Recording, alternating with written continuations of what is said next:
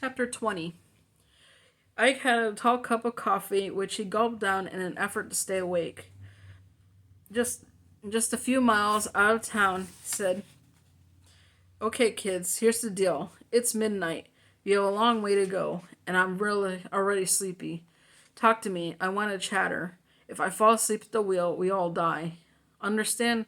Go, Theo. You talk then. You talk, then April, it's your turn." Theo turned and looked at April. "Who is Jack Leaper?" April had Judge's head in her lap. She answered, "A distant cousin, I think. Why? Who told you about him?" "He's in Strattenburg, in jail. He escaped from prison in California a week or so ago, and he showed up in town about the time you disappeared. His face has been all over the newspapers," Ike said. "The police thought he snatched you and took off," Theo added. Back and forth they went, tag teaming as they told Leaper's story. His mugshots on the front page, his dramatic capture by a SWAT team, his vague threats about hiding April's body, and so on.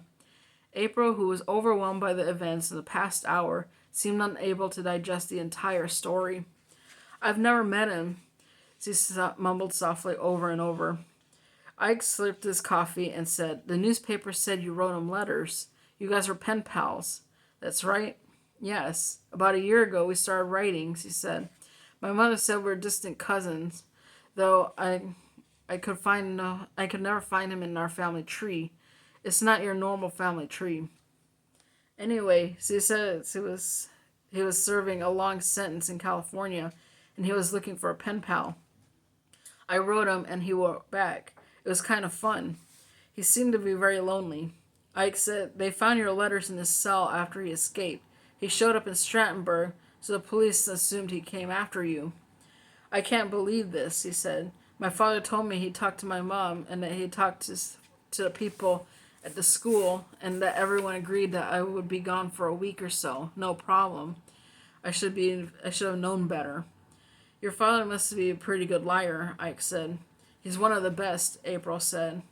"He's never told me the truth. I don't know why I believed him this time." "You were scared, April," Theo said. "Oh my gosh," he said. "It's midnight. The band is quitting. What will he do when he realizes I'm gone?" "He'll get a dose of his own medicine," Ike said. "Should we call him?" Theo's asked. "He doesn't use a cell phone," April said. "Says it makes it too easy for people to find him. I should have left a note or something." They thought about this for a few miles. Ike seemed fresh and not at all sleepy. April's voice was stronger and she was over the shock. "What about that Zach creep?" Theo asked. "Should we call him?" "I don't know his number." "What's his last name?" Ike asked. "I don't know that either. I try to keep my distance from Zach." Another mile or two passed. Ike knocked back some coffee and said, "Here's what happened. When they can't find you, Zach will replay the story of seeing you with us. He'll try and remember our names. Jack and Max Ford, formerly of Strattenburg but now living in Chapel Hill. And if he can, they'll scramble around trying to find our phone number. When they can't find us, they'll assume you're at our house. Just old friends catching up after all these years."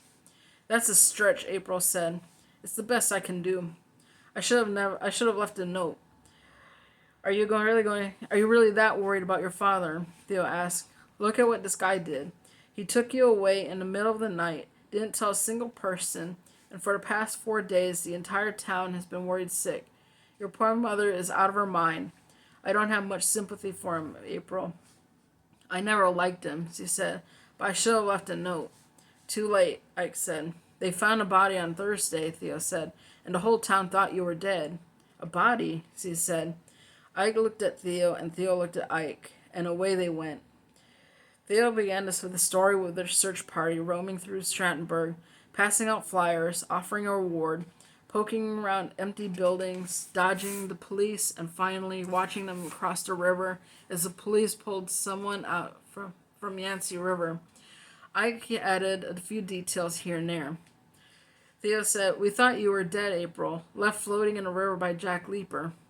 Miss Gladwell called us into assembly and tried to cheer us up, but we knew you were dead. I'm so sorry." "It's not your fault," Ike said. "Blame your father." Theo turned around and looked at her and said, "It's really good to see you, April." Ike smiled to himself. His coffee cup was empty. They left North Carolina, crossed into Virginia, and Ike stopped for more coffee. A few minutes after 2 a.m., Ike's cell phone vibrated. He fished it out of a pocket and said hello. It was his brother, Woods Boone, calling to chat.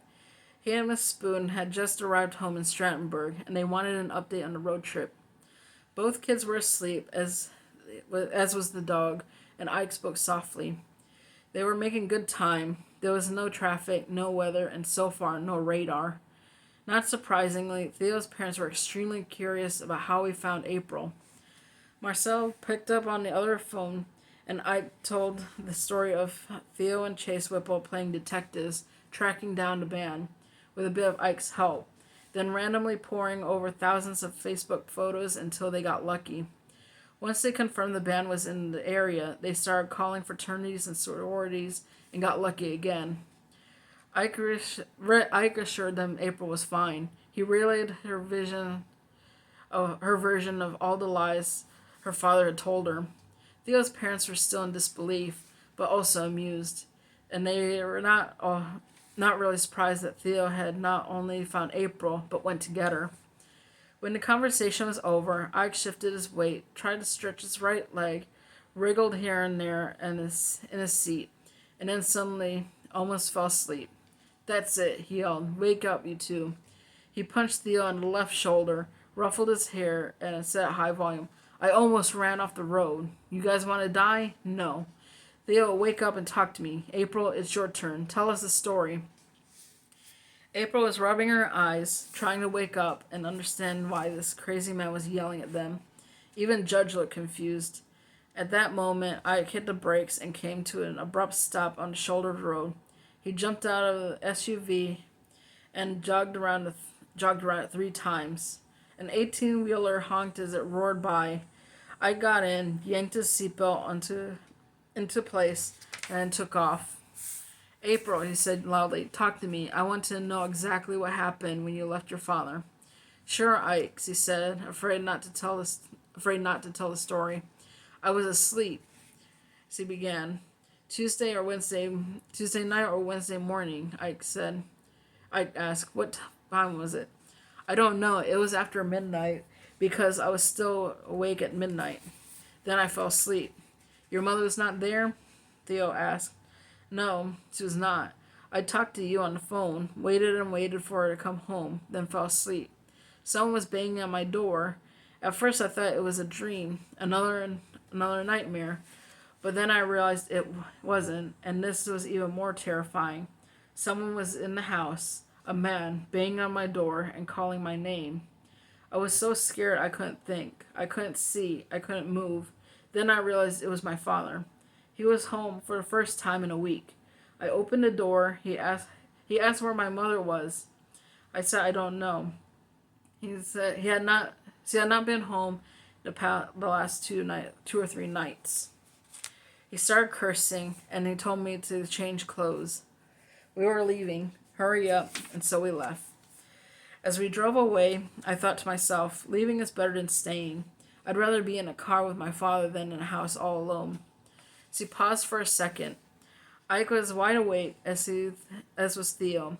Both wanted to look back and see if she was crying, but they didn't.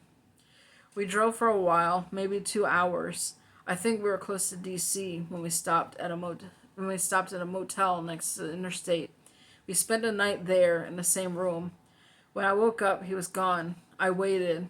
He came back with Egg McMuffins and orange juice. While we were eating, he told me that he had found my mother, had a long talk with her, and said she had agreed that it would be better for me if I stayed with him for a few days, maybe a week, maybe longer. She admitted, according to him, that she was having some problems and needed help. He told me that he had spoken to the principal at the school, and she agreed that it would be wise if I stayed away from home. She would help me get extra tutoring if I needed it when I returned. I asked him the name of the principal, and of course he didn't know it. I remember thinking how odd, but then it would not be unusual for my father to forget someone's name 10 seconds after a conversation with her. Theo glanced back. April was gazing out the side window, seeing nothing, just chatting pleasantly with an odd smile on her face. We left that motel and drove to Charlottesville in Virginia. The band played that night, Wednesday, I guess it was, at a place called Miller's. It's an old bar that's now famous because it's where the Dave Matthews Band got its start. I love that band, Theo said. They're okay, Ike said in a wiser voice from an older generation. My father thought it was so cool playing at Miller's. How'd you get to the bar when you're 13 years old? Theo asked. I don't know. I was with the band. It's not like I was drinking and smoking. The next day we drove to another town. Maybe it was Roanoke, where the band played to an empty house in an old music hall. What day was that? Thursday, Ike said. Then we drove to Raleigh. Were you in the van with the band? Ike asked. No, my father had his car, as did two other guys. We always followed the van. Zach was the driver and the roadie. My father kept me away from the other band members. These guys fight and bicker worse than a bunch of little kids. And drugs? Ike asked. Yes, and drinking, and girls. It's silly and kind of sad to watch 4-year-old men trying to act cool in front of a bunch of college girls. But not my father. He was by far the best behaved. That's because you were around, Ike said. I suppose. How about a pit stop, Ike? Theo said, pointing to a busy exit ahead. Sure, I need some more coffee. Where are we going when we get to Strattonburg? April asked. Where do you want to go? Ike asked. I'm not sure I want to go to my house, he said. Let's go to Theo's. His mother is trying to find your mother. I suspect she'll be there, and she'll be thrilled to see you. That's the end of chapter 20.